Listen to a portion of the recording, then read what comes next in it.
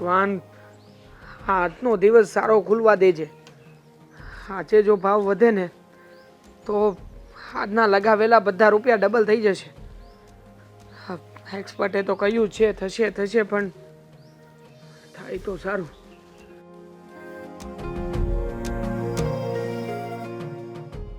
હા શું ભાઈ, મેં તને કીધું તું લાઇટ બિલ ભરવાનું, તે લાઇટ બિલ ભર્યું કે એક મિનિટ ખમને ભાઈ, આ પૈસા ધડાધડ મારા ડાઉન જાય છે ને તને લાઇટ બિલ ની પડી છે. એક મિનિટ ખમ. યાર આ શું ટિપ્સ આપો છો તમે લોકો? આ તમે કહ્યું એ પ્રમાણે મેં કોલ કર્યું હતું. આ કોલમાં બધા પૈસા નાખીને બેઠો હતો. આ માર્કેટ તો ધબાધબ નીચે જઈ રહ્યું છે. હવે શું આવશે? કંઈ નથી આવતું આમાં. હા ઠીક છે, હા કાલની રાહ જોઉં છું. હવે આ તે શેના ટીપની વાત કરી? કોલ પુટની. આ કોલમાં પૈસા નાખવાના કીધા હતા, નાખીને બેઠો જ હતો. માર્કેટ ખુલે એટલી વાર. કોણ જાણે કેમ નસીબમાં શું લખ્યું છે. આ જેવું માર્કેટ ખુલે અને હું જે જગ્યાએ દાવ રમું એ દાવ સીધો ધડાધડ નીચું. આ શેર માર્કેટ એક જુગાર જ છે. આમાં જો પૈસા લાગે ને તો લાગે, નહીં તો ઘણા ઘણાને ડૂબી જાય છે. તને ખબર જ છે ને આ બધી વાતની. શું કામ તું આ શેર માર્કેટના ધંધામાં પડે છે? ડૂબે છે ને, નોલેજ ના હોય ને એ લોકો ડૂબે જ. પણ જો જે લોકોની સલાહ લઈને હું કામ કરું છું ને એ લોકો એક્સપર્ટ છે. એ લોકોનું રોજનું છે અને મારી જેવા 150 જણાને સાચવે છે. હવે તો વિચાર કરીને આ 150 જણા જો 10,000 રૂપિયા પણ નાખતા હોય ને તો પણ મોટો રૂપિયો થાય.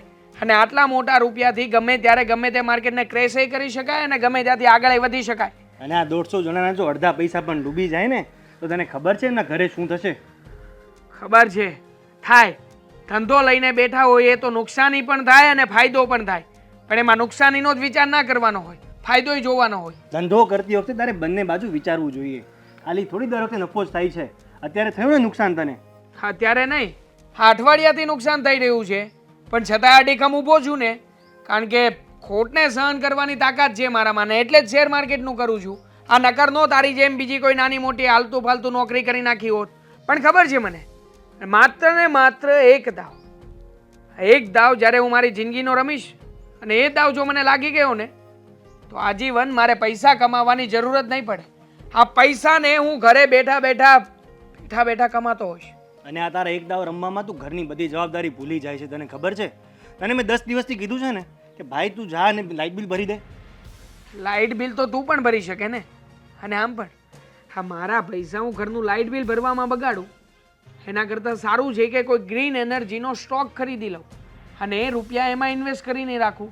આ 1,000-1,500નું લાઇટ બિલ એ 1,000-1,500નું ઇન્વેસ્ટમેન્ટ બનશે અને કાલે ઉઠીને વધશે, વધીને ડબલ થશે, પછી ટ્રિપલ થશે અને પછી એ જ રૂપિયાથી આપણે રોજે રોજ લાઇટ બિલ ભરીશું. સટ્ટો રમતો થઈ ગયો છે તું. આ જીવનને તે બહુ હલકું લઈ લીધું છે. હલકું કંઈ નથી લીધું. આ તને સમજાતું નથી ને એટલે લાગે છે. બાકી જે દિવસે તું પણ મારી જેમ આ શેર માર્કેટને સમજતો થઈ જઈશ ને તે દિવસથી તું પણ એ જ ધંધો કરીશ. વિચાર કર ને, ક્યાંય કમાવા નથી જવાનું, કાંઈ મહેનત નથી કરવાની, કોઈ જગ્યાએ કોઈનો પણ તારે ઠપકો નથી સાંભળવાનો, કોઈ જ વાંક નથી તારો. બસ બેસવાનું છે, ઓબ્ઝર્વ કરવાનું છે, થોડી ઘણી રિસર્ચ કરવાની છે અને પૈસા નાખવાના છે. પછી એ પૈસામાંથી કમાણી આવશે ને આવશે જ. સમજ્યો? નહીં સમજાય, તારા ભેજામાં આ વાત નહીં ઉતરે. કારણ કે તારા મગજમાં તો એ જ વાત રમી રહી છે કે ગમે તેમ કરો, મહેનત કરો અને મહેનત કરીને પૈસા લાવીને બચાવો. અરે બચાવીને શું કરવું છે? હા આ બચત ક્યાં જાય તને ખબર છે? ક્યાં જાય છે?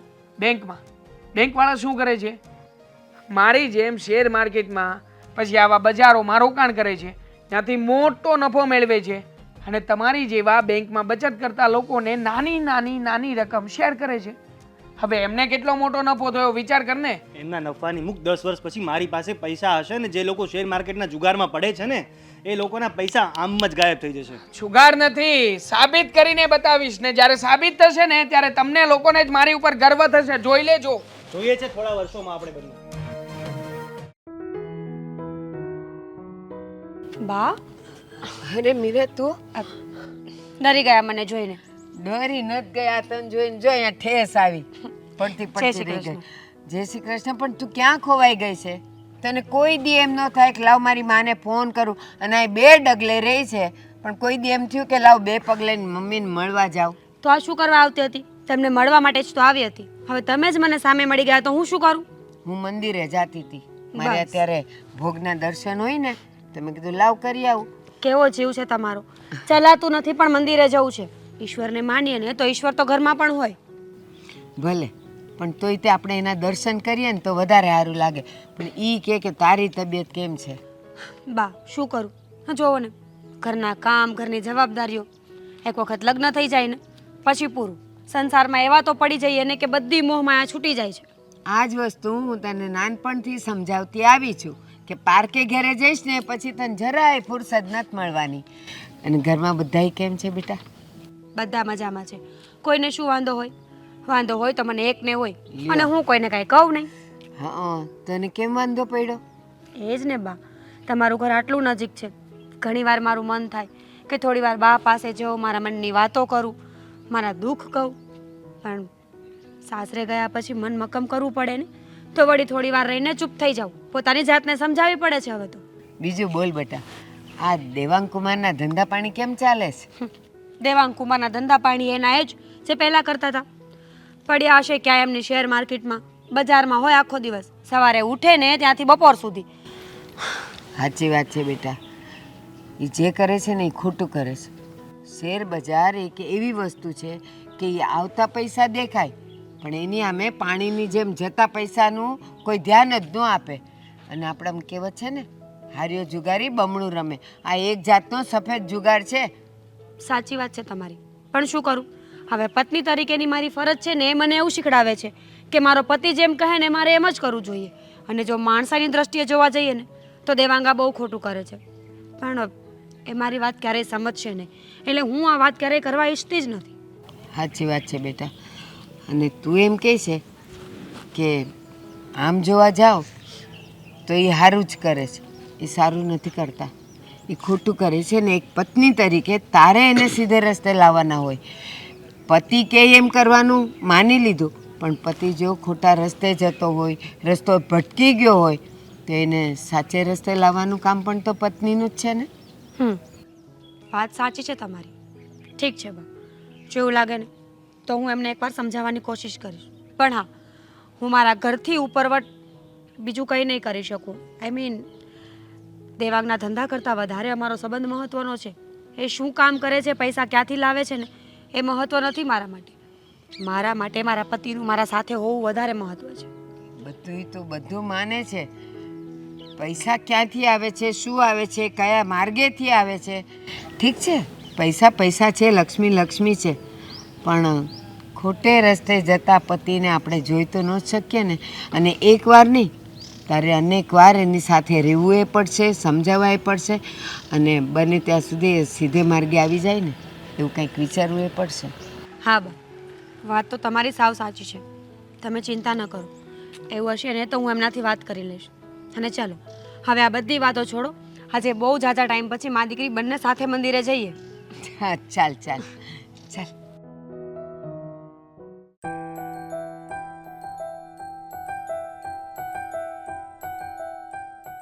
બસ ઘરે આવો ને ત્યારે ફોનમાં પડ્યું રહેવાનું, આખો દિવસ ઓફિસે રહેવાનું. બીજું કાંઈ ખબર પડે છે તમને? રાખી દીધો ફોન સાઈડમાં. બોલ શું છે? રાખી દીધો તો આવી વસ્તુ છે ને પહેલા ખબર પડવી જોઈએ. હું કહું અને પછી તમે કરો. વાત શું છે મને કેને? તું ખીજાય છે કેમ? વાત કરવા જેવું છે કંઈ? હવે છે ને કંટાળી ગઈ છું આ ઘરમાં. એવું તો શું થઈ ગયું? એવું તો શું થઈ ગયું એના માટે જ કહું છું. ઘરે એક દિવસ રહ્યો ને ઓફિસેથી રજા પાડીને તો ખબર પડે કે આ ઘરમાં શું થઈ રહ્યું છે ને શું નથી થઈ રહ્યું. મારે મારા કામ પર જવું કે મારે તારી બબાલ સાંભળવી? બબાલ? આખા ઘરમાં તો હું એક જ બબાલ કરું છું ને, બાકી બધાનો કોઈ વાંક નથી. હા, તમારા ભાઈ ભાભીથી છે ને હવે કંટાળી ગઈ છું હું. લોહી પી ગયા છે. હવે શું કર્યું બને? અરે કંઈ કર્યું નથી એ તો વાંધો છે ને. બસ જ્યારે જો ને ત્યારે તમારા મોટા ભાઈ આ સોફા ઉપર બેઠું રહેવાનું અને પોતાનું સ્ટોક માર્કેટ જોયા કરશે. માર્કેટ ખુલી ગઈ, લ્યો માર્કેટ માઇનસ છે. એમના મોઢેથી મેં ક્યારે નથી સાંભળ્યું કે એમના માટે માર્કેટ પ્લસ હોય. દામિનીમાં એવું છે કે ભાઈને આ શેર માર્કેટનો સટ્ટો મગજમાં ચડી ગયો છે. આ વાત વિશે મેં પપ્પા સાથે પણ ચર્ચા કરી હતી, પણ ભાઈ છે કે માનતો જ નથી. રોજ સવારે બસ શું થયું, કેટલો સ્ટોક ઉપર, કેટલો સ્ટોક ડાઉન, એને મેં ઘણા મારા મિત્રો સાથે પણ વાત કરી કે આને ધંધે લઈ લ્યો સાથે. એને સારી એક ઓફર પણ મળી હતી. એમને ધંધો કરવો જ નથી, સીધી વાત છે ને, તમે સમજતા નથી. આ તમારા ભાઈને મોકા આપ્યા કરો છો કે આજે સુધરી જશે, કાલે સુધરી જશે, કાલે સ્ટોક માર્કેટ ભૂલી જશે. પણ તમારા ભાઈ છે ને એ હવે સુધરવાનું નામ નહીં લે. હેરાન કર્યા છે. અને આ એમની ઘરવાળી, એમણે તો એમનાથી વધારે ઉપાડો લીધો છે. ઘરમાં બસ મહારાણીની જેમ ફર્યા કરે છે ને મને ઓર્ડર કર્યા કરે છે. અરે આ ઘરની વહુ છું કે નોકરાણી છું? ભાભીનું તો છે જેવું, પણ તારે આ બધી વસ્તુનું ખોટું ના લગાવવાનું હોય. ખોટું ના લગાવ. શું કામ ના લગાવ? હું પણ માણસ છું, મશીન નથી કે બધા કહીને એમ કર્યા કરું. હવે જો દેવાંગ મારો કોઈ નાનો ભાઈ તો છે નહીં કે હું એને ખીજાવને મારી વાત માની જાય. ઘરનો મોટો દીકરો છે, એને પણ ખબર પડે છે અને પપ્પા એને આખી વાત સમજાવી દેશે ને એ આવતીકાલે કે પરમ દિવસે તો એનો નવો ધંધો શરૂ કરી દેશે. કોઈ ધંધો નથી કરવાના. એના માટે છે ને પોતાની નીતિ હોવી જોઈએ. અને તમને ખબર છે હું જે કહી રહી છું કે ખોટું તો નથી ને. હું પણ આ ઘરનું ભલાઈનું જ વિચારું છું, એટલા માટે કહી રહી છું ને. આ સ્ટોક માર્કેટ છે ને એક દિવસ આપણે બધાને ડૂબાડશે. અરે સવારથી સાંજ તમે મહેનત કરો છો, આ ઘરને પૂરું પાડો છો, તમે કમાઈને લાવો છો અને મોજ એ લોકો કરે છે, પોતાની મનમાનીઓ ચલાવે છે. આ ઘર બંનેનું સહિયારું છે એટલે સહિયારું છે ને તો બંનેએ પોતાના ભાગના પૈસા આપવા જોઈએ. જો તમે પગારના 30% આપતા હોય ને તો એમને પણ 30% આપવા જોઈએ. હવે મારો મોટો ભાઈ આ રીતના શેર માર્કેટમાં પડ્યો છે ને પૈસા ખોટમાં જાય છે તો ઘર તો મારે જ ચલાવવું પડશે ને. તો હું પણ એ જ કહેવા માંગુ છું કે પોતાની ફરજ આવતી હોય ને ત્યાં સુધી કરાય, પછી ઓવર કરવાની જરૂર નથી. ક્યાં સુધી તમે તમારા મોટા ભાઈને સપોર્ટ કરશો? તમે જ કહ્યું ને કે એ મોટો છે, નાનો નથી. નાના ભાઈને સપોર્ટ કરવાનો હોય, મોટા ભાઈને નહીં. એમનામાં પોતાની એટલી બુદ્ધિ તો હોવી જોઈએ. મારા પપ્પાએ મને એટલા સંસ્કાર આપ્યા છે કે મારો મોટો ભાઈ કદાચ આવતીકાલે લેણું પણ કરે ને તો મારે એના પૈસા ભરવા પડે. અરે એની ક્યાં ના છે? મેં ક્યાં કહ્યું કે તમે તમારા ભાઈને મૂકી દો કે નોખા થઈ જાઓ? પણ ધ થિંગ ઇઝ કે તમે તમારા ભાઈને સમજાવો. આ ખાલી ખોટું દેણું કરવાનો શું મતલબ છે? જો મારા મોટો ભાઈ પણ સમજે છે. એણે મને ચોખ્ખું જ કહ્યું છે કે હા અત્યારે ખોટ જાય છે, એ વસ્તુ એ એક્સેપ્ટ કરે છે, પણ એ વસ્તુ સાંભળી લે કે એનું વિઝન બહુ મોટું છે. એ એવું માને છે કે આવતીકાલે જો પૈસા આવશે ને તો એ આપણા ઘરમાં જ આપશે અને આવતીકાલે આપણા બંનેનું મોટું મકાન થશે, સમાજમાં આપણું જ નામ થશે ને. આ હવાઈ મહેલ બનાવવાથી છે ને કંઈ નહીં થાય. એના માટે એટલું હોવું પણ જોઈએ. અરે વિચાર કરી લો કે એમને 5 રૂપિયાને આખ્યા તો 5 રૂપિયાના 5 રૂપિયા તો પ્લસ મળવા જોઈએ ને. પ્લસ ના મળે તો કાંઈ નહીં. જે 5 રૂપિયાને આખ્યા છે એ તો રિટર્ન મળવા જોઈએ ને. પણ અહીંયા તો નુકસાની જ છે. મારાથી સમજાવતું હતું ને એટલું મેં તમને સમજાવવાની કોશિશ કરી. આનો છે ને જલ્દીથી ઉકેલ લાવજો.